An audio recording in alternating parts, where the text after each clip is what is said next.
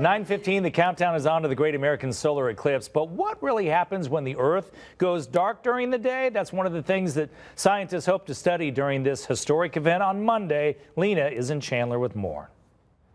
We are counting down the days. You can feel the excitement in the air. So, you know what? It's so funny. There's a lot to be learned by this, Dr. Sky, not only, by kids and just people watching, but also for scientists who study this all the time.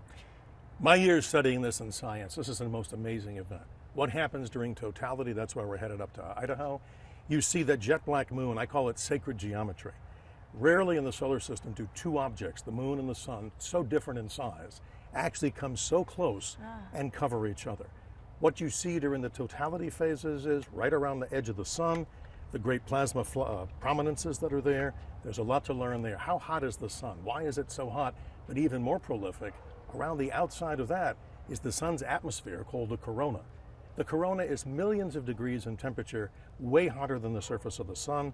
This is important because impending doom that comes from solar flares, the Earth is so susceptible to the results of what happens with these coronal mass ejections and these solar particles. We want to learn more about the mechanisms that drive the energy from the sun that does indeed affect the Earth. So is there any way to compare, like with the last eclipse, if the solar flares are larger or if this is hotter? Good question.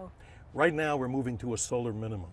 What happens during solar minimum, this gets a little technical, I'll keep it very simple.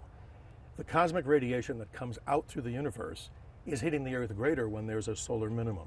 So now after this eclipse, the Earth is susceptible to things called cosmic rays, not to alarm people, but there's this 11-year cycle where the sun continues to ebb and grow and get larger and smaller. It's a field day for scientists. It's like a Super Bowl of astronomy. Yes, I can see that. It is totally incredible. That's awesome. This thing's making nerds out of all of us, right? Hey, it's nothing like being a nerd, especially during the Great American Total when it Solar comes Eclipse. to learning, right? So a lot to learn for everyone, and of course it's going to be a good time as long as you do it safely. Remember, the NASA website is where you want to go to make sure that you've got the right glasses to protect your peepers.